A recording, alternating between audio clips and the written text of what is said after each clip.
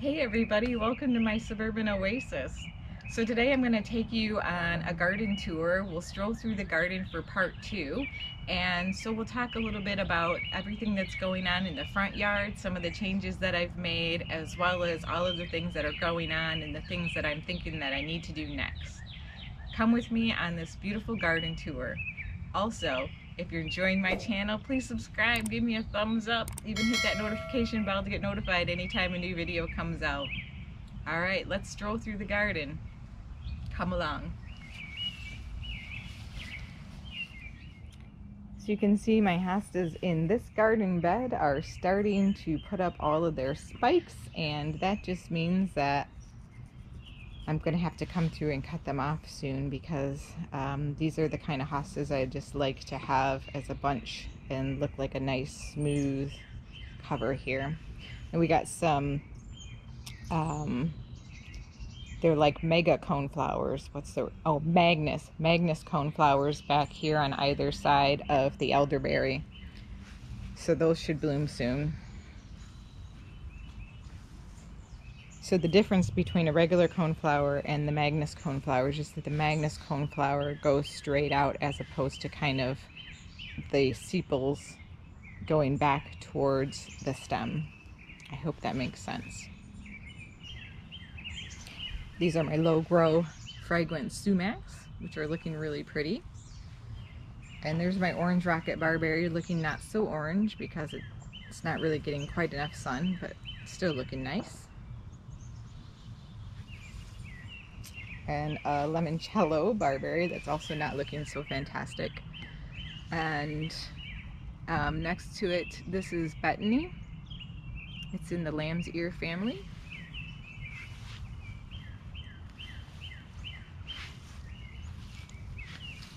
And then you probably can't see it very well, but I planted the threadleaf cypress back here under these hostas. It's going to get really tall, and it's going to take years to do that, but I think that's going to be the perfect spot for it in the long run.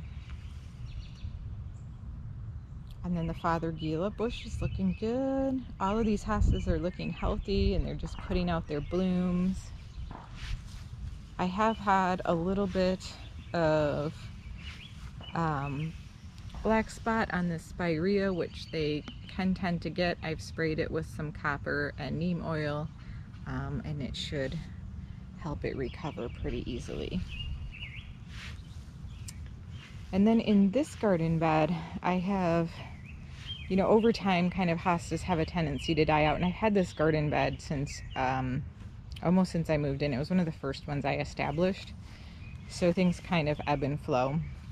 So I had a little bit of a hole back here, so I divided a hellebore and put that one in there to help fill in that space. And the hellebore that I divided was this one right here, and I actually moved it a little bit further away from this spirea just to give more airflow to the spirea, and so that it would grow in a more ball-shaped form, because you can see on the right side there it was starting to lose some of its foliage because it was so close to the hellebore. Now the hellebore will probably get big again and do the same thing as the spirea also gets bigger, but at least it has more room for now.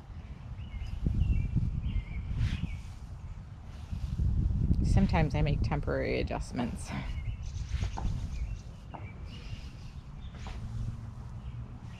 Here's a liatris with a bumblebee like stuck on it. I don't know what he's doing. He doesn't look like he's doing much, does he?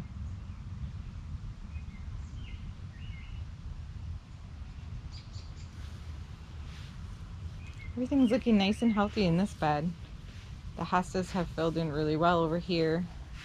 My tuberous begonias here, though, while they are gorgeous, they have definitely flopped, because look at the size of this bloom. It simply cannot hold that large of a bloom up. And the front porch has some lovely little blooms. And check out this tuberous begonia. Wow. Again, giant flowers. Look how big those are. Surprised this one hasn't flapped. But at least those are pink ones. Okay, let's check out this front bed here. The boxwoods are looking nice and clipped. Everything is looking like it's ready to start putting out some new foliage and some new flowers. The Oakley hydrangea is getting much bigger. I expect to start getting some blooms soon. And look how tall these coneflowers are on either side of it there. It's like a hedge of coneflowers. And how pretty are these drumstick alliums? They're like Dr. Seuss alliums. Look at the little bendy curve in the stem of that one. So amazing.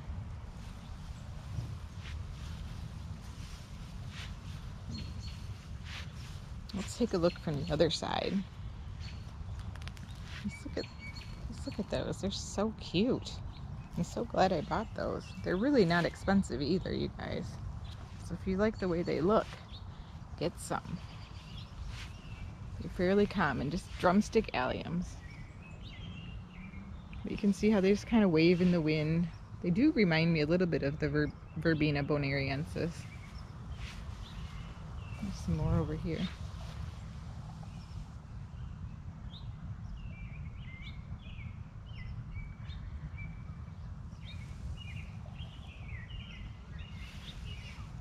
This is the wild berry, the powwow wild berry. I like the bright pink of it. Goes really well with those mini Vista Supertunias.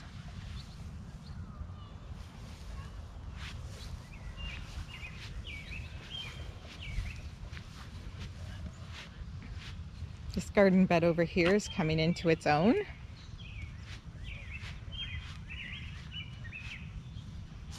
The salvia in the front here is starting to fill out, and this fruit punch wild cherry vanilla, I forget how you say it, this dianthus next to it is a really nice contrast in the foliage, or excuse me, the flowering colors.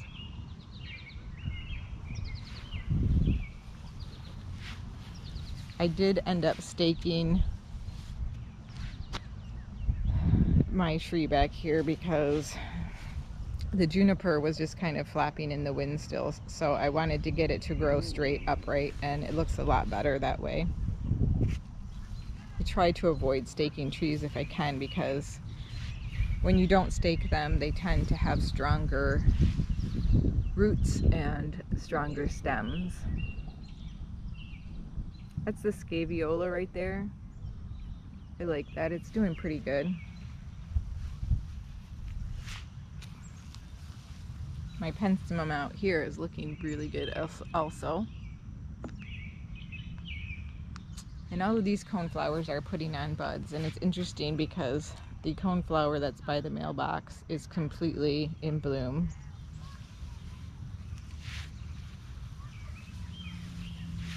Then I have some more of the powwow pink coneflower over here, so just kind of tying in the other bed to this one. And I have some of the same daylilies that I have in the backyard. I divided those and put them out here in the front yard as well, so that one's starting to bloom. And then if you look this direction, you can see that the coneflowers are really becoming the star of the show in the yard. I'm not sure even if this camera does them justice, but there's so many of them. They're so big. I had a gorgeous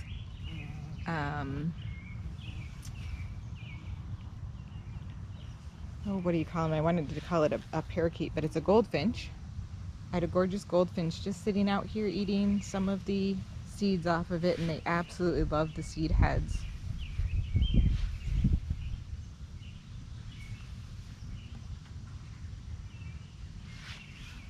And down in front here I have some yellow calibrachoas. You can see my salvia starting to come back and bloom some more here. My light yellow patokas are here in the front, and all of these salvias are getting ready to flush back out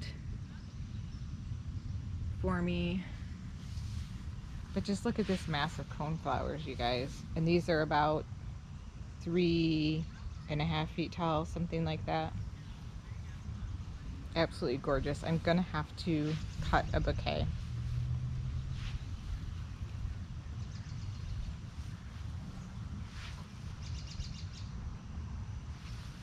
It's just a sea of coneflowers, like, so pretty.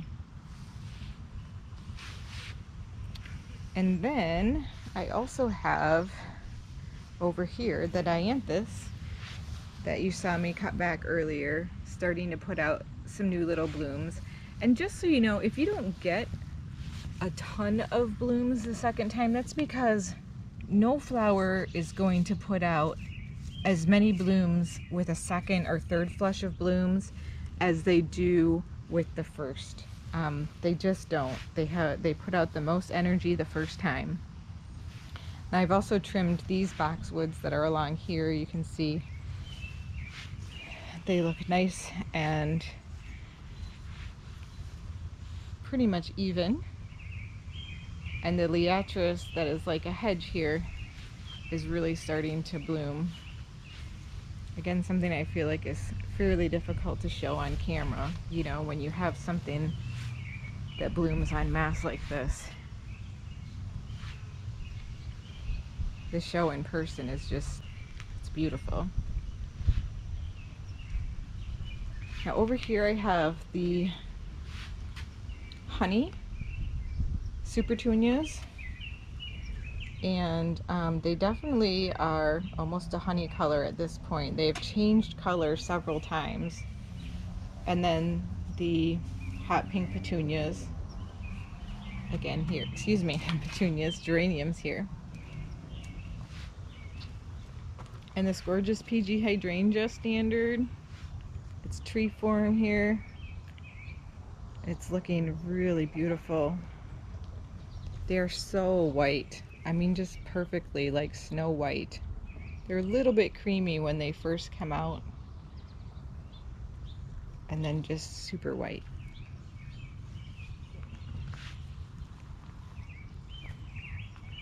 And these are my royal ferns, and these really do like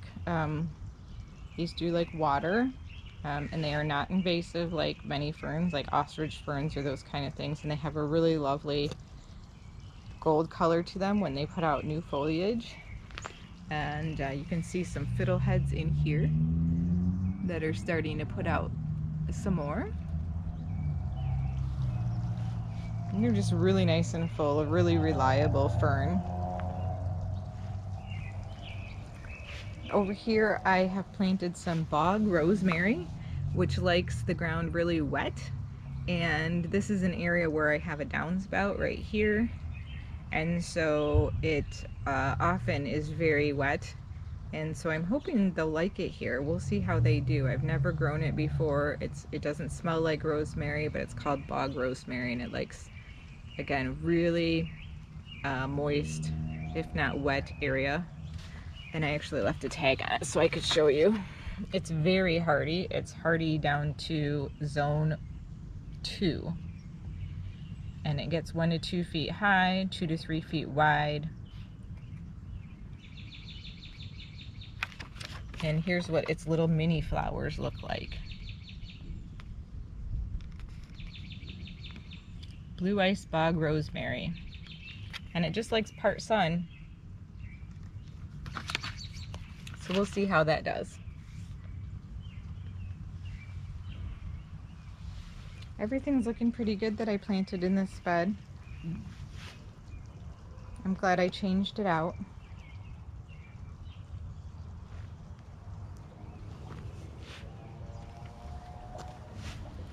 Again, here's the betony.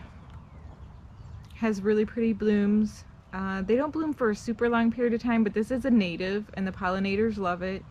I don't know if you can see lots of little mini bees around it right now, and getting what they can. It tends to get some bug damage every year, so if you don't like looking at that, I don't recommend it. But again, it's a native plant. They absolutely love it.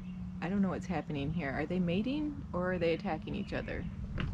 I feel like I'm not sure. It's kind of weird. I think they might have been mating, you guys. I've never seen that before in my life. Bizarre. Okay. So this is another beautiful hydrangea that I have. If you know what this is, tell me. I think it's a bobo hydrangea, but I can't be sure. It didn't have a tag. I got it on clearance. It's beautiful. I love it. I love almost every hydrangea. And then I planted underneath of it those impatiens. Aren't those pretty? I love the color of those. And then the Dreamland geranium is still blooming. It'll just keep on putting out small blooms throughout the season. So again, here's a look back at all those liatris in a row with the hydrangea and the cone flowers, beautiful ferns.